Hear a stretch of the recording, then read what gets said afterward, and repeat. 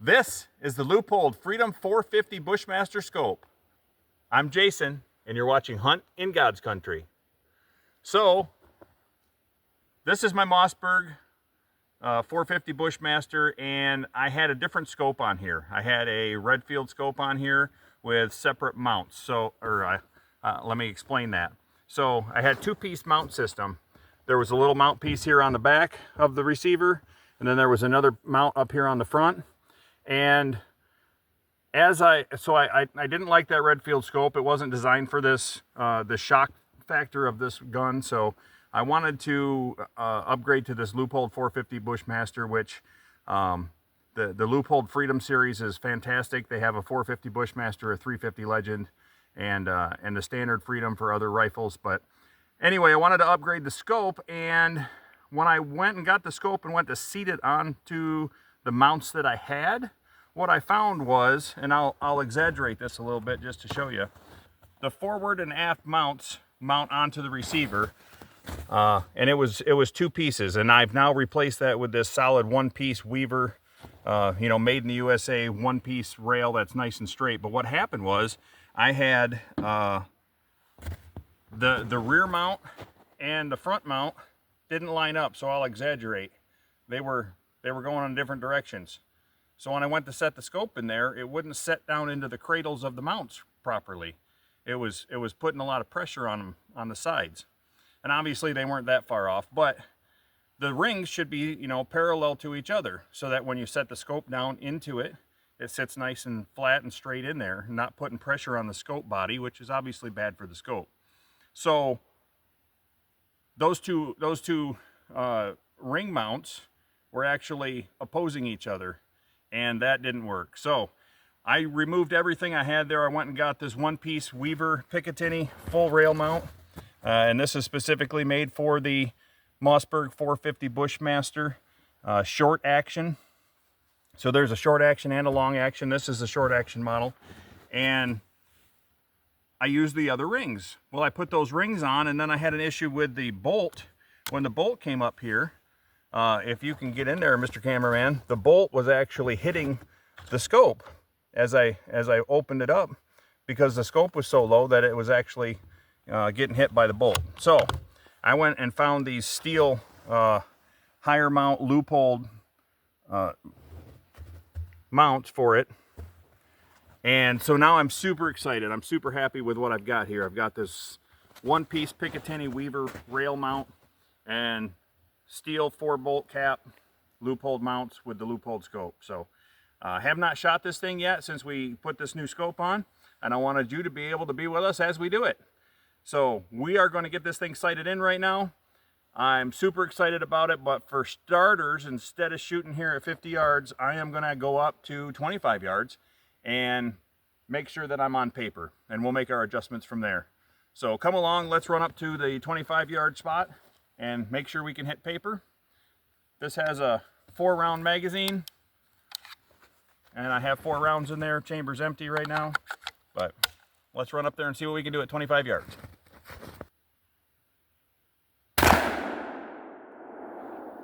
Way down there. Well, that's not horrible.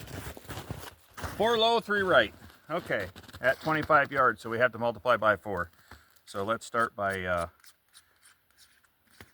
if you remember from previous video of how to sight in a rifle, the combination to adjust your sights is right up. So we do our right, left first, and then our up and down elevation second.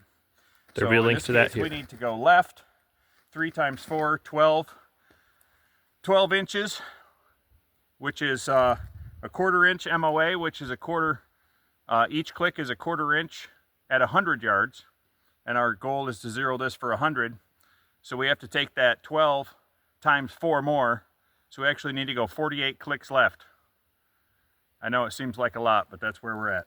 So we are going to go clockwise. 1, 2, 3, 4, 40. 1, 2, 3, 4, 5, 6, 7, 8. Okay. Hopefully that'll put us somewhere closer. So we went 48 clicks. And then we are 4 inches low. Now, mind you, I was freehanding this, so this isn't entirely accurate. But let's see, we were 4 low, so 4 times 4 is 16 times 4 is 64. So we need to go 64 clicks up. So up is this way. 1, 2, 3, 4, 5, 6, 6, 7, 8.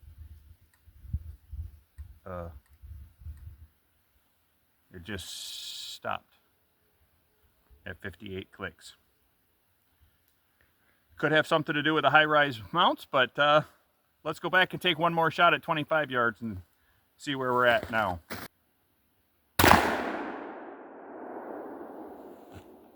Bullseye. Not kidding. Let's go look. You just saw it in real time. Check this out.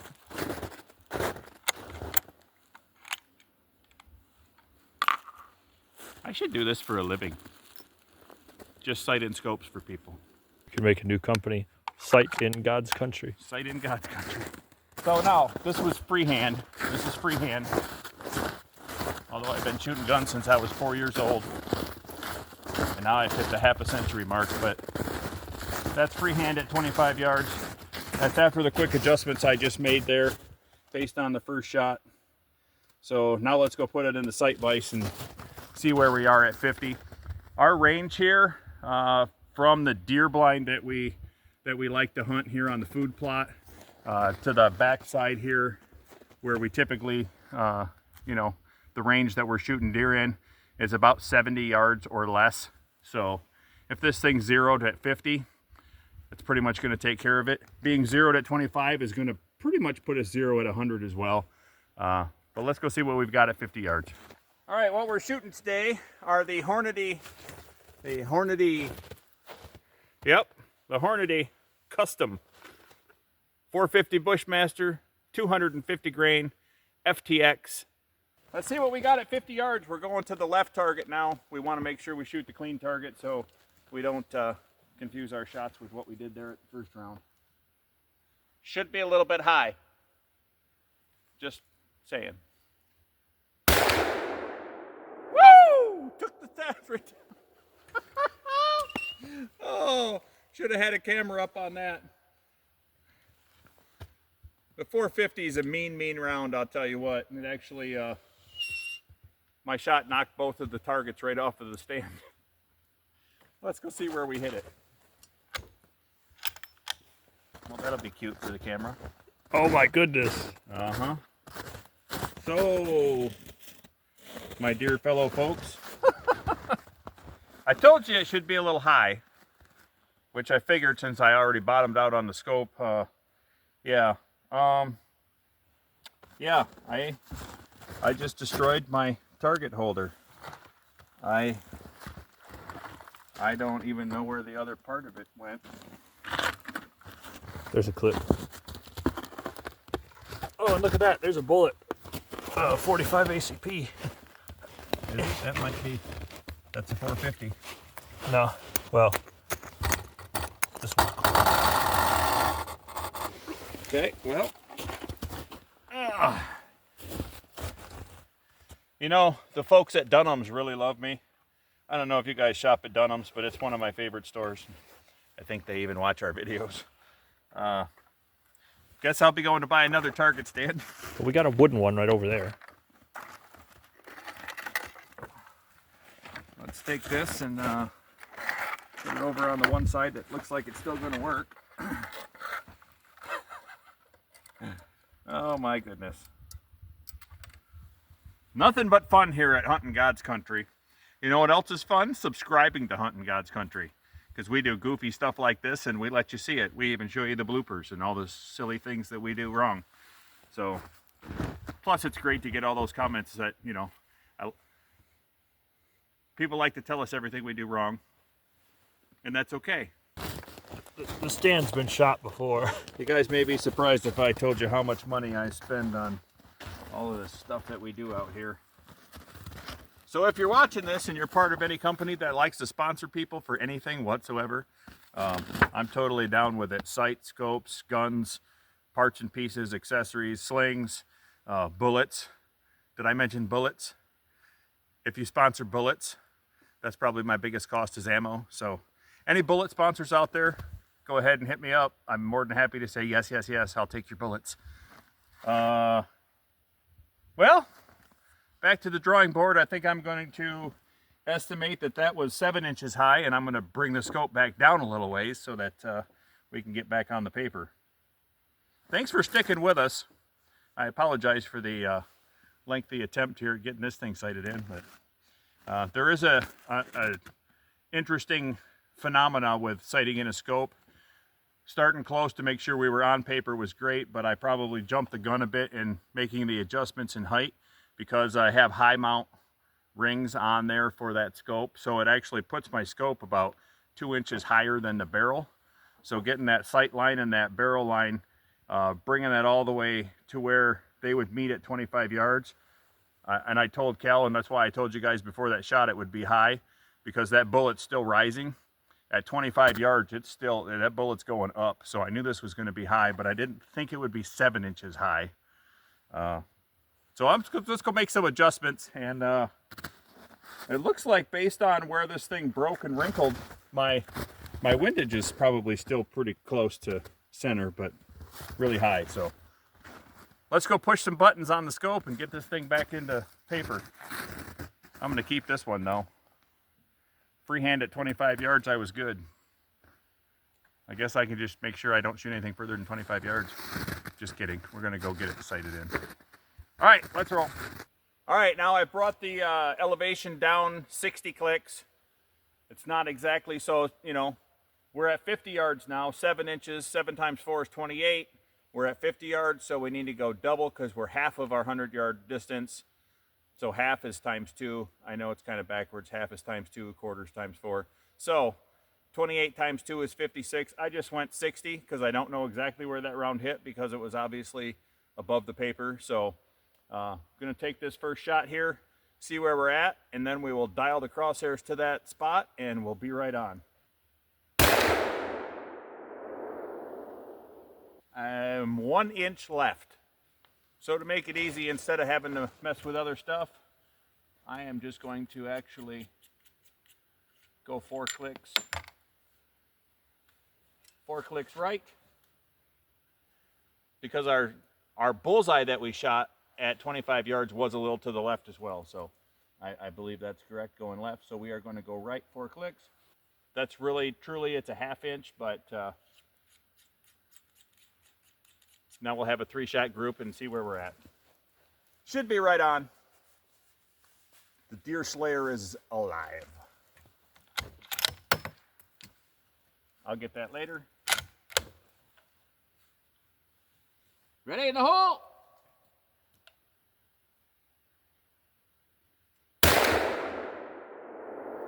That's a bullseye, folks. Not kidding. You want to look at it or do you trust me? Okay, you trust me. Or do you want to look at it? They don't trust you. They don't trust me? All right. We'll look at it and then I'll shoot 2 final shots to prove it. Double prove it. I love this Leupold scope. It actually has ballistic drop compensation built into the turret. So there's a bunch of numbers around this turret. So once we're zeroed at 100, we'll actually remove the 2 set screws and set this to the 0 point. And that 0 point on there, then when we need, if we're going to shoot 150 yards, all we have to do is turn that turret to the 150 mark, and then we can still aim straight on. We don't have to guesstimate our elevation with the crosshairs. So that's one of the awesome things that I love with this scope. Let's go look. Lacrosse. Okay, so that was the first shot. I made that adjustment to the right, 4 clicks to the right. That's my second shot. So there's always a hint of error, or air, E-R-R, air, with the shooter. And I'm shooting from the Caldwell lead sled, which is pretty solid, but not 100% perfectly accurate. We don't have it locked down tight. It's tight, tight, tight in the vise. But let's go shoot 2 more. And if those 2 more bullets hit that same spot, We are as golden as the gold goose's egg, so let's get back at it. 2 more rounds, and then I guess we can go shoot some deer. I might change out of my suit for that. We just put a camera downrange. No, not downrange, down that range. We put a camera on the target so you guys can actually see these shots as we make them. So let's do it. 2 more rounds. We're at about 52 yards, but we'll call it 50. All right. We ready? You're not ready. I'm not ready. I'm not even pointing at the target.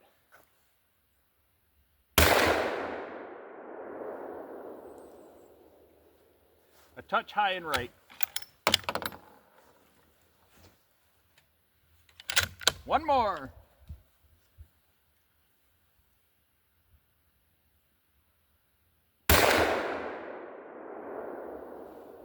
I just connected the dots, so now we have a groove. Let's go check it out.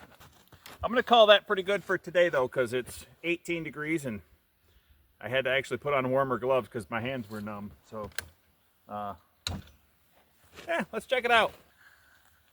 Are we ready? Yeah, it's going. So, this is a seedless watermelon, but here we go. Let's look at the target. That was the shot from before. I told you guys I would do 2 more to get my group of 3. That was my second shot. That was my final shot. So 2 bullseyes and 1 almost bullseye. Like I said, that could be shooter error. Altogether pretty good though. So what will a 450 Bushmaster do to a seedless watermelon? We already know the answer, but we got to do it because that's what we do here. We like to explode things. So we're going to set up this watermelon. See what happens to it. Where do you want to put it? Cut. Thanks for joining us today. I really appreciate you guys being here. I absolutely love this Leupold scope. Now, Leupold optics are incredible, right? They really gather light better than most all other optics out there. Now, let's not completely flood the comments with 85 other brands of scopes that have good optics. We all know Leupold optics are phenomenal. This thing's been awesome. And what I really enjoy is this thing was super easy to sight in. These turrets, you know, turn click really easy. As you guys just saw, just a few shots right on target. Absolutely love it. So I am super stoked. My 450 Bushmaster is ready to hunt with. I'm zeroed for 50 yards and absolutely love this Leupold Freedom 450 Bushmaster scope. It's wonderful. So let's end this on a bang. Make sure that you come back and watch tomorrow's video. New video every day. Christmas special is going to be phenomenal, so definitely don't want to miss the Christmas special. Hit that subscribe button. Hit the notification bell so you get notified every day at 3 p.m. when a new video comes out. I'll see you guys tomorrow. Let's watermelon.